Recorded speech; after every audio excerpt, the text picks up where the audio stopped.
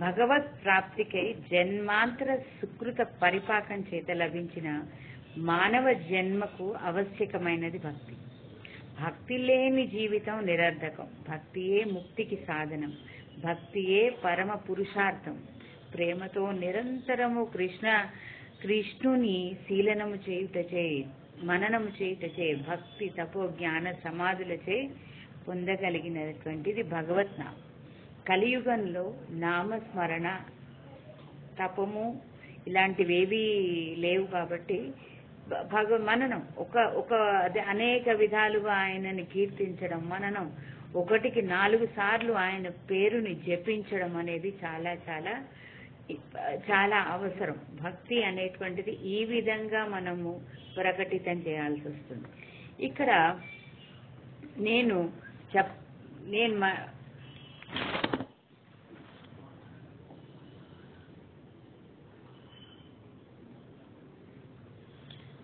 ప్రకటితము కావాల్సి వస్తుంది. ఇలా ప్రకటితము చేయగలిగినటువంటి వాళ్ళు జ్ఞానులు, భక్తి యోగులు, కర్మయోగులు వీళ్ళందరూ ఉన్నారు.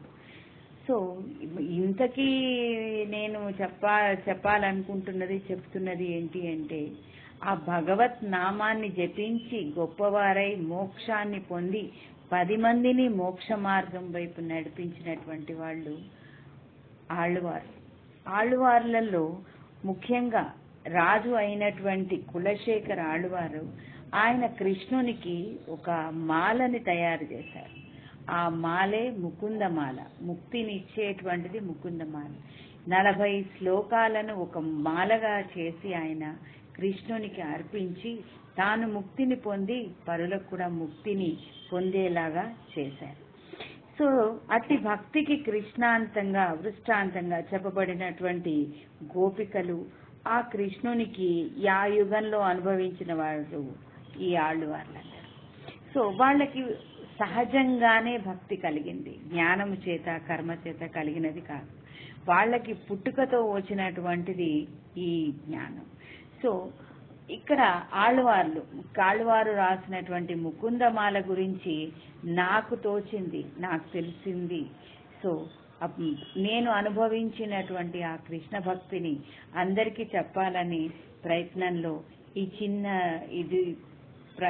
ఈ విధంగా నేను చెప్తున్నాను.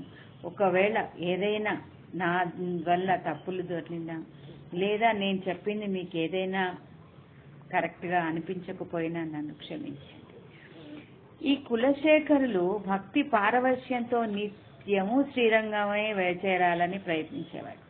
ప్రజలకందరూ తోడుకొని, అంటే తాను ఒక్కడిని వెళ్ళడం, తన ఒక్కడికే భక్తి, తన ఒక్కడికే మోక్షం రావాలి అనేది కాదు. అందరినీ, తన రాజ్యంలో ఉండేటువంటి ప్రజలందరినీ తోడుకొని వెళ్ళాలి, రంగనాథుడి దగ్గరికి వెళ్ళాలి, శ్రీరంగం వెళ్ళాలి అనేటువంటిది ఆయన యొక్క ఆలోచన. ప్రతిరోజు బయలుదేరేవారు అనమాట. బయలుదేరి తను చాటింపేసేవారు రాజ్యంలో చేసి అందరం కలిసి వెళ్ళిపోదామని. ఇంతలో భాగవతోత్తములు రావటం, ఈయన ఆగిపోవటం అనేది జరుగుతూ ఉండేదన్నమాట. అంటే భగవద్భక్తి కంటే కూడా భాగవతోత్తముల యొక్క సేవ అనేటువంటిది చాలా మంచిది. చాలా భాగవతోత్తములు వదిలేసి భగవంతుడు కాదు అని ఈ భాగవతోత్తముల సేవ చేస్తూ ఆయన ఉండిపోయేవారు అనమాట. సో ఇక్కడ ఈ కులశేఖర ఆళ్వార్లు ఆయన అనుభవించినటువంటి ఆ కృష్ణ తత్వం, ఆ కృష్ణ భక్తిని ఆయన 40 శ్లోకాలుగా రాస్తే మనం దాన్ని ఎంతో ఆనందంగా కృష్ణ భక్తిలో మునిగి తేలి, కృష్ణుడు అంటేనే ఆనందాన్ని ఇచ్చేటువంటి వాడు, సేవ చేసే వాళ్ళకి మళ్లీ సేవ చేసేటువంటి గొప్ప గుణం కలిగినటువంటి వాడు. ఇక్కడ కృష్ణ భక్తులందరూ ఆనందంగా, కృష్ణుడు అంటేనే ఆనందం ఇచ్చేవాడు కాబట్టి ఈ కృష్ణ భక్తిలో పదే మునుగుతూ ఆ ఆనందాన్ని అనుభవిస్తూ ఆయనతో పాటు ప్రయాణం చేస్తూ మనందరం కూడా ఈ ముకుందమాలని ఒక్కసారి నాకు తెలిసిన విధంగా నేను చెప్పడానికి ప్రయత్నం చేస్తాను. కృష్ణుడు ఎంత గొప్పవాడో, ఎంత అల్లరి కృష్ణుడు.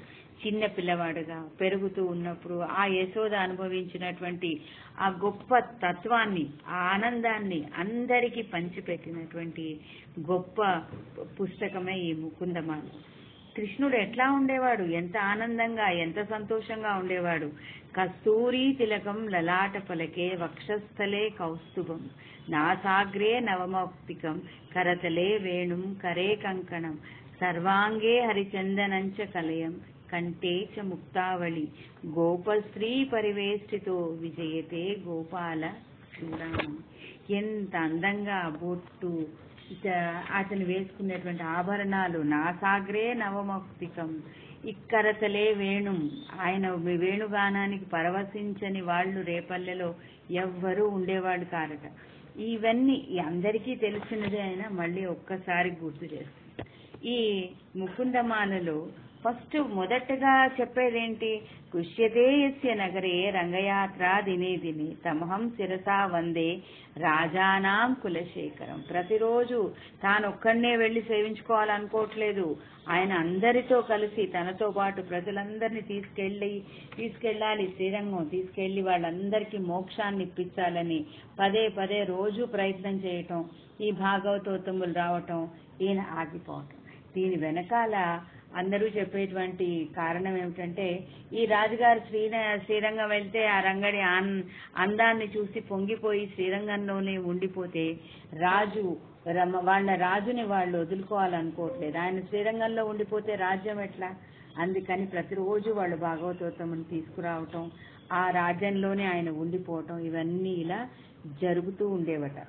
ఈయన కులశేఖరుడికి ఎంత ఆరాటం అంటే ఆ రంగడిని సేవించాలని, దట్ మీన్స్ ఈ కులశేఖర్ల రంగడిని సేవించాలని ఎంత ఆరాటం అంటే, పెరుమాళ్ తిరుమూలి అనే గ్రంథంలో ఆయన చక్కటి పాశురాలుతో ఎంతో ఆనందంగా ఏ విధంగా తనకి కావాలి, ఆ కృష్ణుడు నాకు ఇట్లా కావాలి, రాజులాగా రావాలి, తానే అన్ని అయి ఉండాలి అని అన్ని చెప్పినట్టు ఈయనకు వచ్చినటువంటి దీంట్లో మనందరం భక్తి పారవస్యంలో మునిగి తేలి ఆయనని సేవించుకుంటూ ఒక్కసారి ముకుందమాలను చదివినట్టయితే మోక్షం వస్తుంది అని చెప్పినటువంటి గొప్పవాడు ఈ కులశేఖర ఆళ్వార్. అందరినీ తీసుకెళ్లి ఈ రోజు నుండి కూడా ఒక్కొక్క శ్లోకాన్ని అనుసంధానం ఒక్కసారి చదువుకుందాం. ఈ రోజుకి మొదటిది చెప్పాను. మళ్ళీ గుష్యతే యస్య నగరే రంగయాత్ర దినే దినే తమహం శిరసా వందే రాజానాం కులశేఖరం. రేపు ఇంకొక శ్లోకాన్ని